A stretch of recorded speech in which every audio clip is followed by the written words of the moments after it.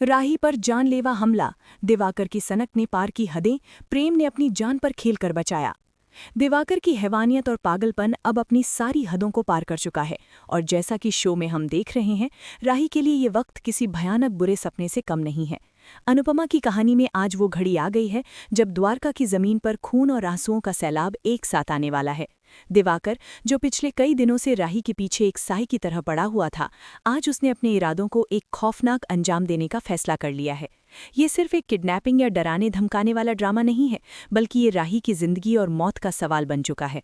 मैं पूजा, आपको बता दूं कि जो अपडेट्स निकलकर सामने आ रहे हैं वो दिल दहला देने वाले हैं, क्योंकि दिवाकर ने राही को एक ऐसे सुनसान गोदाम में घेर लिया है जहां उसकी चीखें सुनने वाला कोई नहीं है। शो के मेकर्स ने इस ट्रैक को इतना डार्क और इंटेंस बना दिया है कि देखने वालों की रूह कांप जाएगी।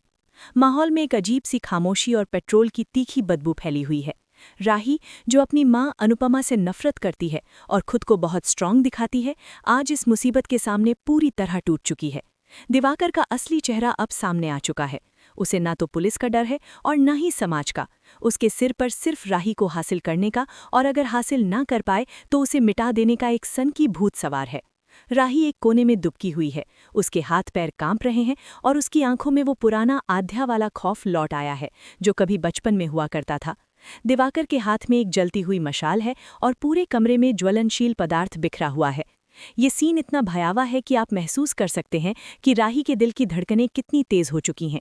वो भागने की कोशिश करती है, लेकिन हर रास्ता बंद है। दूसरी तरफ शाह हाउस और अनु की रसोई में एक अजीब सी बेचैनी है। अनुपमा, जिसका दिल हमेशा अपनी बेटी के लिए धड़कता है, उसे एक बहुत बड़ा अपशकुन महसूस हो रहा है। भले ही राही उसे अपनी मां नहीं मानती, उसे धक्के मारकर दूर कर देती है, लेकिन एक मां का दिल तो सब जानता है। अनुपमा के हाथ से पूजा की थाली गिरती है, दिया बुझने लगता है। ये सब इशारे हैं कि उसकी बेटी, उसकी आध्या, किसी बहुत बड़ी मुसीबत में है। अनुपमा की आंखों के सामने अंधेरा छा रहा है। उसे बार बार अनुज कपाड़िया की याद आ रही है, जैसे अनुज उसे कह रहा हो कि अनु, हमारी बेटी को बचा लो। ये जो कनेक्शन है माँ और बेटी का, यही इस पूरे ट्रैक का इमोशनल कोर है। अनुपमा पागलों की तरह यहाँ-वहाँ देख रही है, राही को फोन लगा रही है, लेकिन राही का फोन नेटवर्क कवरेज से बाहर है। अनुपमा की ये तड़प देखकर किसी का भी दिल पसीज जाए, क्योंकि उसे पता नहीं है कि उसकी बेटी इस वक्त मौत के मुंह में खड़ी है। वापस चलते हैं उस खौफनाक गोदाम की तरफ जहां ड्रामा अपने चरम पर है। दिवाकर हंस रहा है, एक ऐसी हंसी जो शैतानी है। वो राही को मानसिक रूप से तोड़ रहा है। वो उसे कह रहा है कि अगर तुम मेरी नहीं हो सकती तो मैं तुम्हें किसी और का भी नहीं होने दूंगा, खासकर उस प्रेम का तो बिल्कुल नहीं। यहाँ पर राइटर ने बहुत ही खूबसूरती से प्रेम और राही के रिश्ते की गहराई को दिखाया है, भले ही वो अभी तक खुलकर सामने नहीं आया हो। दिवाकर को जलन है प्रेम से। उसे लगता है कि राही के दिल में प्रेम के लिए जगह बन रही है, और यही बात उसकी सनक को आग में घी डालने का काम कर रही है। राही रो रही है, लेकिन इस बार वो अपनी माँ को नहीं बल्कि अपने पापा अनुज को याद कर रही है, और कहीं न कहीं उसके अवचेतन मन में प्रेम का ख्याल भी आ रहा है। उसे लग रहा है कि शायद कोई चमत्कार होगा, शायद कोई आएगा जो उसे इस राक्षस से बचा ले। और दोस्तों, यही वो पल है जब हमारे नए हीरो प्रेम की एंट्री की भूमिका तैयार होती है। प्रेम, जो पहले से ही राही के बदले हुए बर्ताव और उसके अचानक गायब हो जाने से परेशान था, अब हरकत में आ चुका है। उसे राही का टूटा हुआ ब्रेसलेट या दुपट्टे का टुकड़ा रास्ते में मिलता है, जो इस बात का सबूत है कि राही अपनी मर्जी से कहीं नहीं गई है, बल्कि उसे जबरदस्ती ले जाया गया है। प्रेम की आंखों में अब वो शर्मिलापन नहीं, बल्कि एक रक्षक का गुस्सा है। वो समझ चुका है कि ये काम दिवाकर का ही है। प्रेम अपनी जान की परवाह किए बिना उस दिशा में दौड़ता है जहां से उसे धुएं का गुबार उठता हुआ दिखाई दे रहा है। यहाँ मैं, ड्रामा क्वीन पूजा, आपको बता दूं कि प्रेम का कैरेक्टर अब सिर्फ एक सपोर्टिंग रोल नहीं रहा, बल्कि वो अब अनुज कपाड़िया की तरह लार्जर देन लाइफ बनता जा रहा है। उसका दौड़ना, बैकग्राउंड में बजता हुआ सस्पेंस म्यूजिक और राही को बचाने की उसकी तड़प, ये सब दर्शकों को सीट से चिपकने पर मजबूर कर देगा। जैसे जैसे प्रेम गोदाम के करीब पहुंचता है, आग की लपटें दिखाई देने लगती हैं। दिवाकर ने अपना पागलपन साबित करते हुए माचिस की तीली जला दी है। आग धीरे धीरे उस घेरे की तरफ बढ़ रही है जहां राही फंसी हुई है।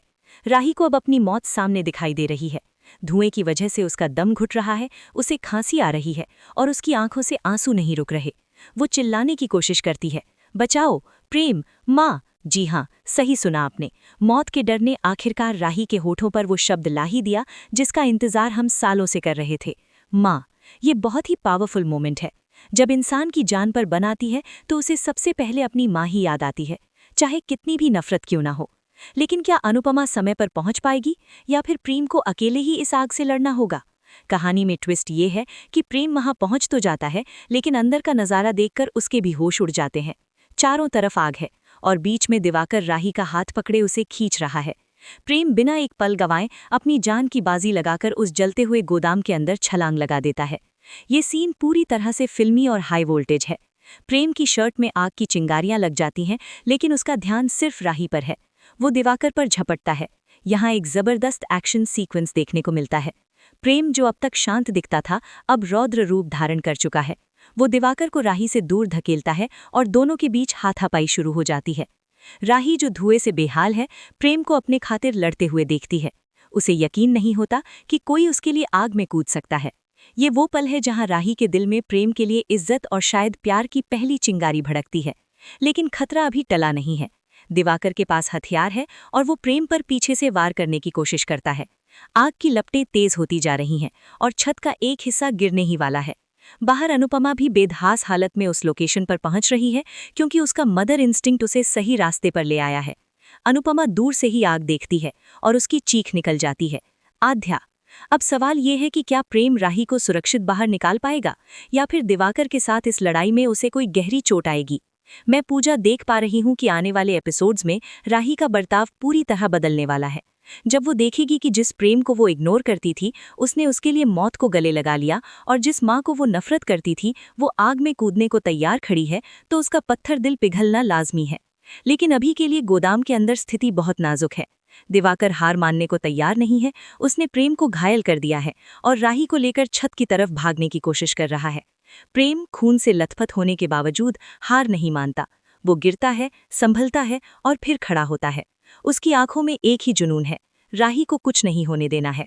दोस्तों, कहानी अब उस नाजुक मोड़ पर आ खड़ी हुई है जहां एक पल की देरी भी किसी की जान ले सकती है। गोदाम के बाहर का मंजर किसी युद्ध के मैदान से कम नहीं है। अनुपमा, जो वहां बदहवास हालत में पहुंची है, अपनी आंखों के सामने आग की लपटों को आसमान छूते हुए देख रही है। एक माँ के लिए इससे बड़ा इम्तिहान और क्या हो सकता है कि उसकी बेटी आग के दरिया के उस पार है और वो इस पार। अनुपमा की चीखें, आध्या मेरी बच्ची, वहां खड़े हर इंसान का कलेजा चीर रही हैं। कुछ राहगीर और बस्ती के लोग अनुपमा को रोकने की कोशिश करते हैं, उसे पीछे खींचते हैं कि बहन जी अंदर मत जाइए, आप जल जाएंगी। लेकिन दोस्तों, हम सब जानते हैं कि अनुपमा को दुनिया की कोई ताकत नहीं रोक सकती जब बात उसकी ममता पर आती है।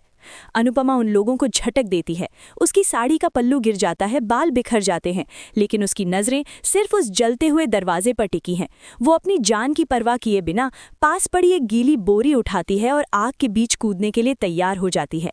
ये सीन हमें उस पुरानी अनुपमा की याद दिलाता है जो अपने बच्चों के लिए पूरी दुनिया से लड़ जाती थी। वहीं दूसरी तरफ गोदाम के अंदर का हाल और भी भयानक होता जा रहा है।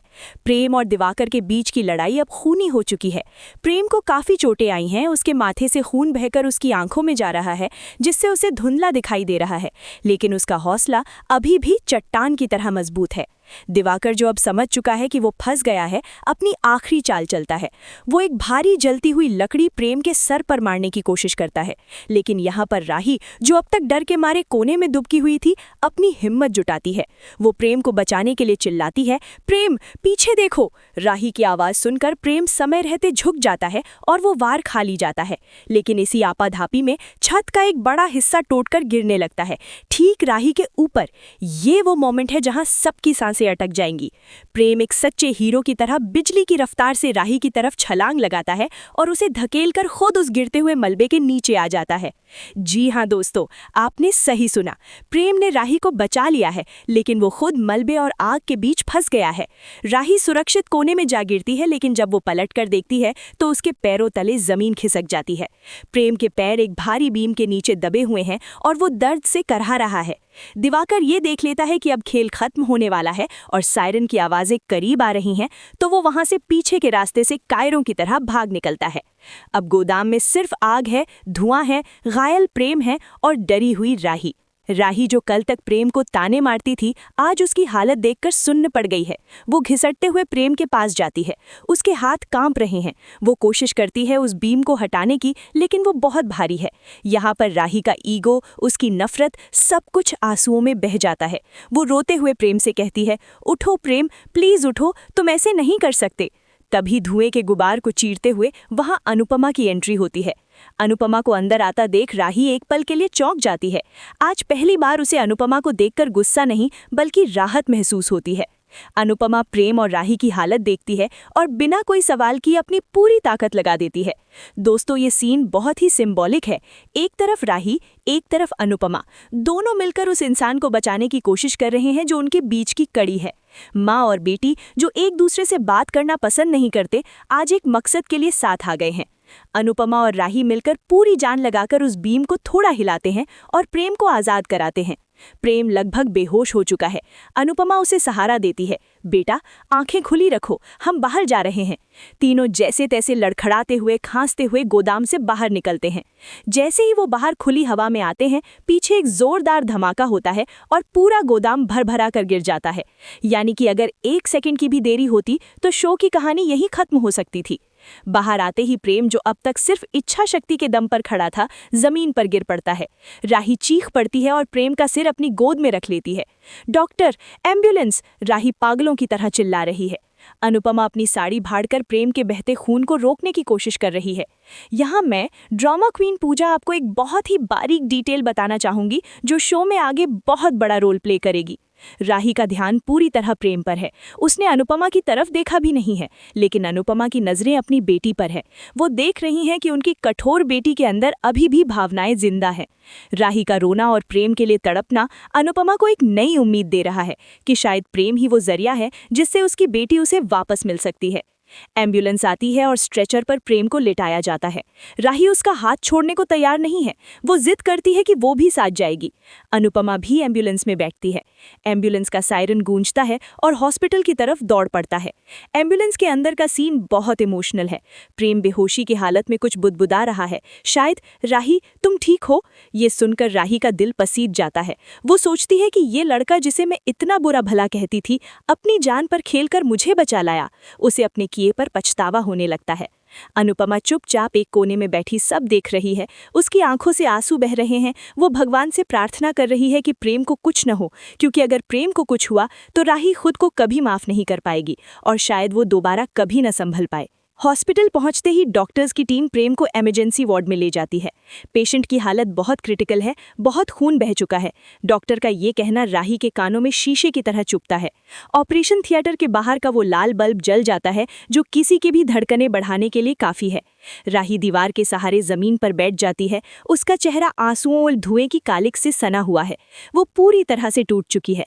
अनुपमा उसके पास जाने की कोशिश करती है, उसके कंधे पर हाथ रखने के लिए हाथ बढ़ाती है, उसे सांत्वना देने के लिए, लेकिन तभी शाह परिवार की एंट्री होती है। जी हाँ दोस्तों, जहाँ ड्रामा हो वहाँ वनराज अगर शो में है या तोशु और पाखी ना हो, ऐसा कैसे हो सकता है। तोशु और पाखी वहाँ पहुँचते हैं और आते ही तमाशा शुरू कर देते हैं। तोशु बजाय इसके कि वो हालचाल पूछे, अनुपमा पर बरसना शुरू कर देता है। फिर से तुम्हारी वजह से मुसीबत आई है मम्मी, ये सब तुम्हारे और तुम्हारी इस पागल बेटी की वजह से हुआ है। वो लड़का बेवजह मारा जाएगा तुम दोनों के चक्कर में। तोशु के ये कड़वे शब्द राही को चुभते हैं, लेकिन आज वो पलटकर जवाब नहीं देती। वो बस शून्य में घूर रही है। लेकिन अनुपमा आज चुप नहीं रहती। वो तोशु को डांट कर चुप करा देती है। तोशु, अभी जिंदगी और मौत का सवाल है, अपनी बकवास बंद रखो। अनुपमा का ये रौद्र रूप देखकर सब चुप हो जाते हैं। लेकिन असली ट्विस्ट तो तब आता है जब डॉक्टर बाहर आते हैं। उनके चेहरे पर चिंता की लकीरें हैं। वो अनुपमा और राही से कहते हैं, हमें O नेगेटिव खून की ज़रूरत है और वो ब्लड बैंक में नहीं है। अगर अगले 1 घंटे में खून नहीं मिला तो हम प्रेम को नहीं बचा पाएंगे। दोस्तों, ये सुनकर सबके पैरों तले जमीन खिसक जाती है। राही घबरा जाती है, लेकिन तभी एक चौंकाने वाला खुलासा होता है। राही खड़ी होती है और कहती है, मेरा ब्लड ग्रुप O नेगेटिव है, मैं खून दूंगी। अनुपमा और वहां खड़े सब लोग हैरान रह जाते हैं। क्या ये वही राही है जो किसी की मदद करना नहीं चाहती थी? क्या ये वही लड़की है जिसे दुनिया से नफरत थी? प्रेम की मोहब्बत और उसके बलिदान ने राही के अंदर के इंसान को जगा दिया है। राही नर्स के साथ अंदर जाती है। जब वो ब्लड डोनेट कर रही होती है और कांच की खिड़की से प्रेम को देखती है तो शो में एक सॉफ्ट रोमांटिक और इमोशनल गाना बजता है। ये सीन इस बात की गवाही देता है कि मान की कहानी के बाद अब प्रेम राही की लव स्टोरी की शुरुआत हो चुकी है। लेकिन रुकिए, ड्रामा अभी खत्म नहीं हुआ है। खून देने के बाद जब राही बाहर आती है तो उसे चक्कर आने लगते हैं।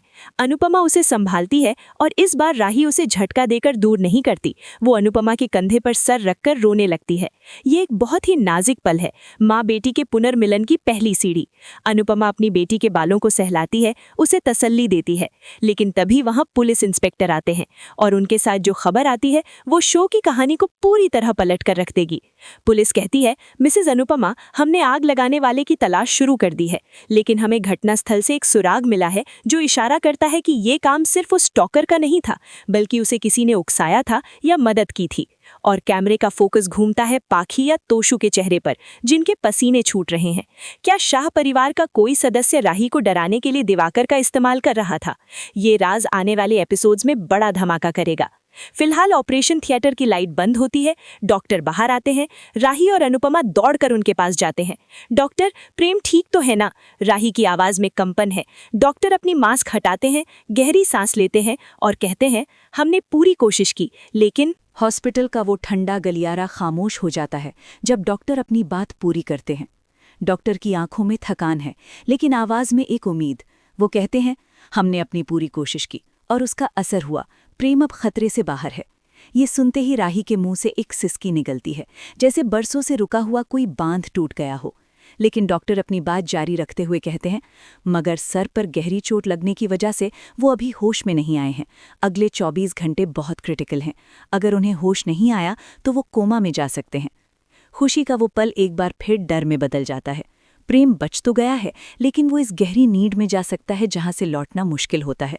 अनुपमा हाथ जोड़कर भगवान का शुक्रिया अदा करती है कि कम से कम प्रेम जिंदा है। लेकिन राही की हालत पागलों जैसी हो गई है। वो डॉक्टर का कोट पकड़कर पूछती है, वो होश में आएगा ना? आप उसे ठीक कर देंगे ना? डॉक्टर उसे शांत रहने को कहकर चले जाते हैं। अब शुरू होता है शाह परिवार का वो ड्रामा जिसके लिए वो मशहूर हैं। तोशु और पाखी, जो अब तक चुप थे, प्रेम के बचने की खबर सुनकर राहत की सांस लेने के बजाय फिर से जहर उगलना शुरू कर देते हैं। पाखी तंज कसते हुए कहती है, चलो बला टली। वैसे भी ये सब इस मनहूस राही की वजह से ही हुआ है। जहां जाती है आग लग जाती है। बा, अगर वो वहां हैं, या तोशु भी सुर में सुर मिलाते हैं कि प्रेम कोई हमारा अपना तो है नहीं, खामखा उसके इलाज का खर्चा और टेंशन हमें पालनी पड़ रही है। ये बातें राही के दिल पर हथौड़े की तरह बज रही हैं। वो पहले ही गिल्ट में है और ये ताने उसे और तोड़ रहे हैं। वो चुपचाप सर झुकाए खड़ी है। उसे लग रहा है कि शायद वो सच में मनहूस है। उसकी वजह से प्रेम आज उस बिस्तर पर पड़ा है। लेकिन दोस्तों, यहाँ एंट्री होती है अनुपमा द मदर की। अनुपमा ने अभी अपनी बेटी को खून देते हुए और रोते हुए देखा है। वो जानती है कि राही का दिल बदल रहा है, इसलिए वो अब किसी को भी उसे तोड़ने नहीं देगी। अनुपमा तोशु और पाखी के सामने शेरनी की तरह खड़ी हो जाती है। उसकी आवाज़ हॉस्पिटल के कॉरिडोर में गूंजती है, बस एक शब्द और नहीं। अनुपमा का गुस्सा 7वें आसमान पर है। वो कहती है, जिस राही को तुम मनहूस कह रहे हो, उसी ने अभी अपना खून देकर प्रेम की जान बचाई है। अगर आज प्रेम जिंदा है तो डॉक्टर्स की कोशिश और राही के खून की वजह से। और रही बात खर्चे की, तो अनु की रसोई अभी बंद ही हुई है। मैं अपने दम पर प्रेम का इलाज कराऊंगी। अनुपमा का ये रूप देखकर तोशु और पाखी की बोलती बंद हो जाती है। राही अपनी माँ को अपनी ढाल बनकर खड़ा देखती है। उसे बचपन की वो धुंधली यादें ताज़ा हो जाती हैं, जब अनुपमा पूरी दुनिया से उसके लिए लड़ती थी। आज सालों बाद उसे अपनी माँ में वही पुराना प्यार दिखाई दे रहा है, लेकिन उसकी नफरत और ईगो उसे अभी भी गले मिलने से रोक रहे हैं। अनुपमा राही के पास आती है और उसे आईसीयू के अंदर जाने का इशारा करती है। जाओ, उससे मिल लो, उसे तुम्हारी आवाज़ की ज़रूरत है। राही धीरे धीरे आईसीयू का दरवाज़ा खोलती है। अंदर मशीनों की बीप बीप आवाज़ गूंज रही है। प्रेम, जो हमेशा मुस्कुराता रहता था, आज ऑक्सीजन मास्क लगाए पट्टियों में लिपटा हुआ बेसुध पड़ा है। ये नज़ारा राही को अंदर तक हिला देता है। मैं पूजा आपको बता दूं, ये शो का सबसे इमोशनल सीन होने वाला है, जो सीधे दर्शकों के दिल को छुएगा। राही प्रेम के बिस्तर के पास रखी कुर्सी पर बैठ जाती है। वो डरते डरते अपना हाथ बढ़ाती है और प्रेम के ठंडे पड़े हाथ को छूती है। उसके आंसू प्रेम के हाथ पर गिरते हैं। यहाँ राही का कन्फेशन शुरू होता है, लेकिन ये फिल्मी डायलॉग्स वाला नहीं, बल्कि दिल से निकला हुआ दर्द है। राही बुदबुदाती है, क्यों किया तुमने ऐसा? तुम तो मुझे बदतमीज कहते थे ना, तो फिर मेरे लिए आग में क्यों कूदे? अगर तुम्हें कुछ हो जाता तो मैं। राही की आवाज़ रुंध जाती है। वो आगे कहती है, सब कहते हैं मैं बुरी हूँ, मुझे किसी की परवाह नहीं, लेकिन तुमने मुझे बचाने के लिए अपनी जान दांव पर लगा दी। प्लीज़ प्रेम, उठ जाओ। मुझे तुमसे लड़ना है, तुम्हें डांटना है, लेकिन तुम ऐसे चुप मत रहो। ये चुप्पी मुझे मार रही है। दोस्तों, ये वही राही है जो कहती थी उसे किसी की ज़रूरत नहीं। आज वो एक लड़के के लिए रो रही है। ये प्रेम राही की लव स्टोरी का असली आगाज़ है। राही अपना सिर प्रेम के हाथ पर रखकर रोने लगती है और कैमरा फोकस करता है प्रेम के हाथ पर। क्या प्रेम उसकी आवाज़ सुन पा रहा है? तभी आईसीयू के बाहर एक नई हलचल होती है। पुलिस इंस्पेक्टर वापस आते हैं और अनुपमा को एक बड़ा अपडेट देते हैं। मिसेस अनुपमा, हमने उस गोदाम के पास की सीसीटीवी फुटेज चेक की है। दिवाकर वहां अकेला नहीं था। आग लगने से कुछ देर पहले वहां एक और आदमी देखा गया था जिसने अपना चेहरा छुपा रखा था। ये सुनते ही तोशू के पसीने छूट जाते हैं। उसका चेहरा पीला पड़ जाता है। क्या वो आदमी तोशू था, या तोशू ने किसी गुंडे को पैसे दिए थे राही को डराने के लिए, ताकि वो घर छोड़कर भाग जाए और प्रॉपर्टी का रास्ता साफ हो जाए? सस्पेंस गहराता जा रहा है। अनुपमा इंस्पेक्टर से कहती है, मुझे वो फुटेज देखनी है। जिसने भी मेरी बेटी की जान लेने की कोशिश की, मैं उसे छोड़ूंगी नहीं, चाहे वो कोई भी हो। अनुपमा की नज़रें अनजाने में तोशू पर टिक जाती हैं, जिसे देखकर तोशू नज़रें चुराने लगता है। दर्शकों के लिए ये एक बड़ा हिंट है कि शाह परिवार का ही कोई भेदी लंका ढा रहा है। वापस आईसीयू के अंदर चलते हैं। राही अभी भी रो रही है और लगातार प्रेम से बात कर रही है। उठो प्रेम, देखो मैं रो रही हूँ। तुम तो कभी मुझे रोते हुए नहीं देख सकते थे ना। और दोस्तों, तभी वो चमत्कार होता है जिसका हम सब इंतजार कर रहे थे। दुआओं और राही के आंसुओं का असर होता है। प्रेम की उंगलियों में थोड़ी हलचल होती है। वो मशीन जो एक लय में चल रही थी, उसकी धड़कन थोड़ी तेज होती है। राही को महसूस होता है कि प्रेम ने उसका हाथ कसकर पकड़ा है। वो झटके से सर उठाती है। प्रेम, वो उम्मीद से उसकी तरफ देखती है। प्रेम धीरे धीरे अपनी पलकें झपकाता है। उसकी आंखें अध खुली हैं। नशा और दर्द अभी भी हावी है। वो धुंधली नज़र से राही को देखता है। ऑक्सीजन मास्क के पीछे से उसकी आवाज़ बहुत धीमी आती है, इतनी धीमी कि राही को कान पास ले जाना पड़ता है। प्रेम अपनी जान बचाने की फिक्र करने के बजाय सबसे पहले क्या पूछता है? वो कराहते हुए कहता है, तुम ठीक हो ना? ये सुनकर राही का रोना फूट पड़ता है। वो हंसे या रोए उसे समझ नहीं आता। वो जोर जोर से सर हिलाती है। हाँ बुद्धू, मैं ठीक हूँ, तुम चुप रहो। लेकिन प्रेम की अगली लाइन सबको चौंका देती है।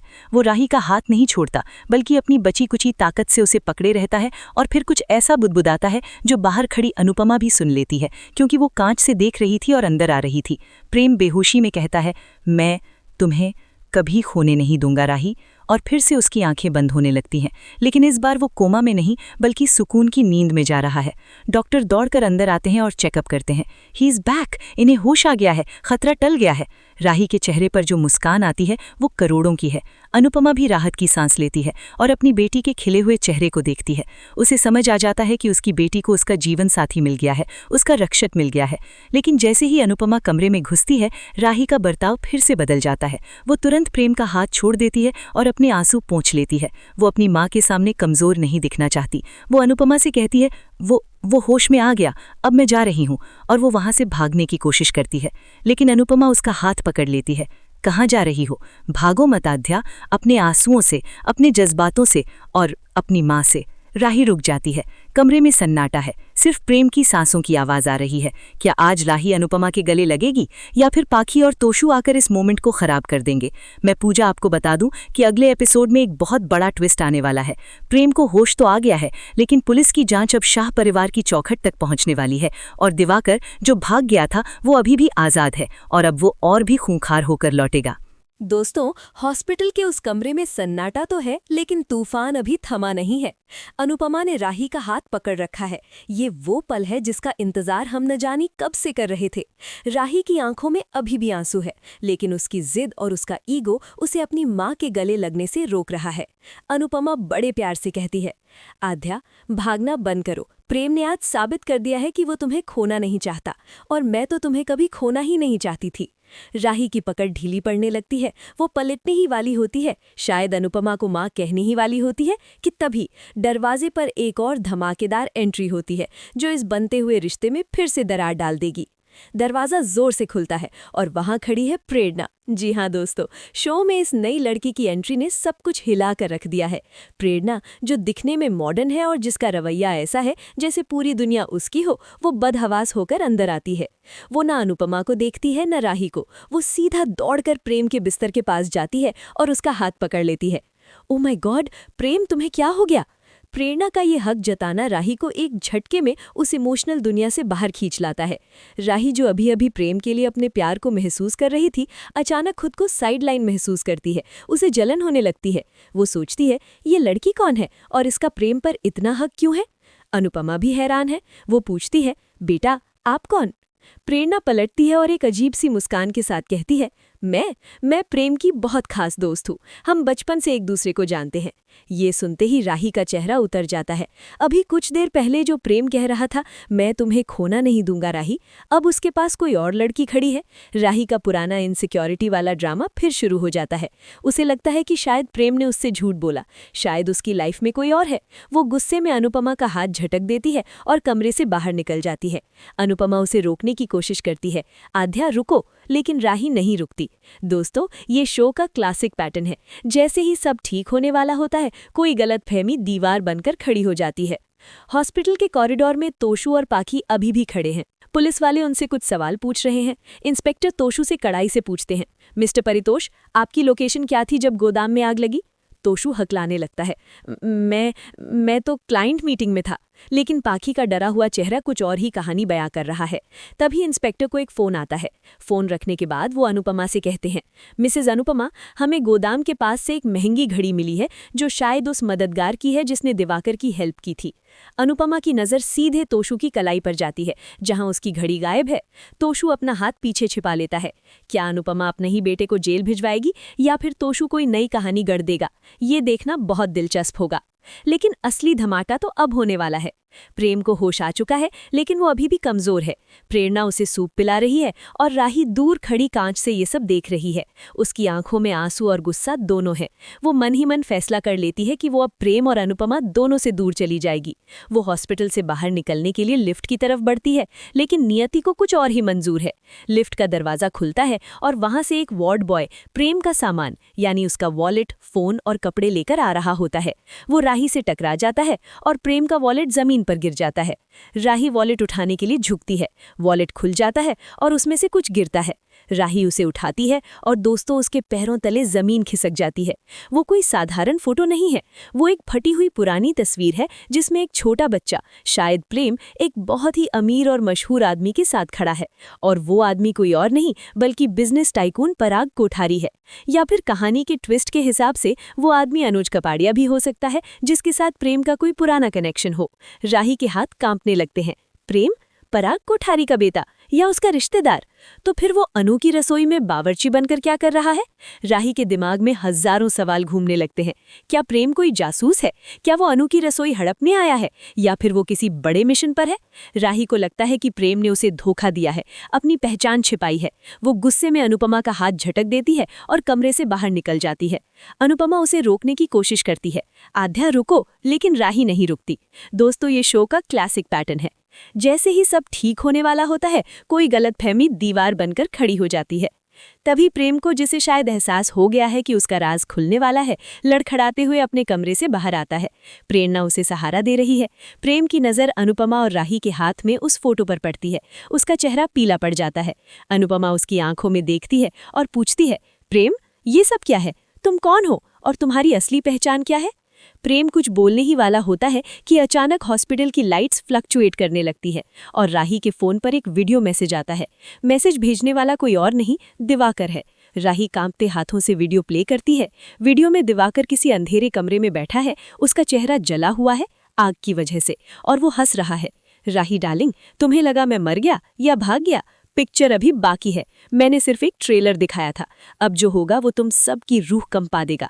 और हाँ, अपने उस हीरो प्रेम से कह देना, उसका असली बाप कौन है, ये राज अगर खुल गया तो वो कहीं मुंह दिखाने लायक नहीं रहेगा। वीडियो बंद हो जाता है। सबका ध्यान अब प्रेम पर है। राही नफरत से उसे देख रही है, अनुपमा सवालों से और प्रेरणा डर से।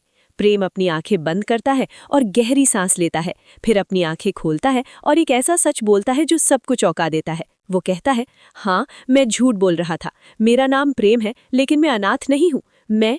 और दोस्तों, स्क्रीन ब्लैक हो जाती है। आखिर प्रेम किसकी औलाद है? क्या उसका रिश्ता अनुज कपाड़िया से है या वो कोठारी एम्पायर का वारिस है? और दिवाकर अब कौन सा खौफनाक खेल खेलने वाला है? क्या राही प्रेम की इस सच्चाई को माफ कर पाएगी? दोस्तों, अगर आप भी जानना चाहते हैं कि प्रेम का असली बाप कौन है, तो कमेंट बॉक्स में प्रेम का राज लिखकर बताइए। मैं पूजा जल्द लौटूंगी इस महा ट्विस्ट के अगले अपडेट के साथ। तब तक के लिए देखते रहिए ड्रामा क्वीन पूजा।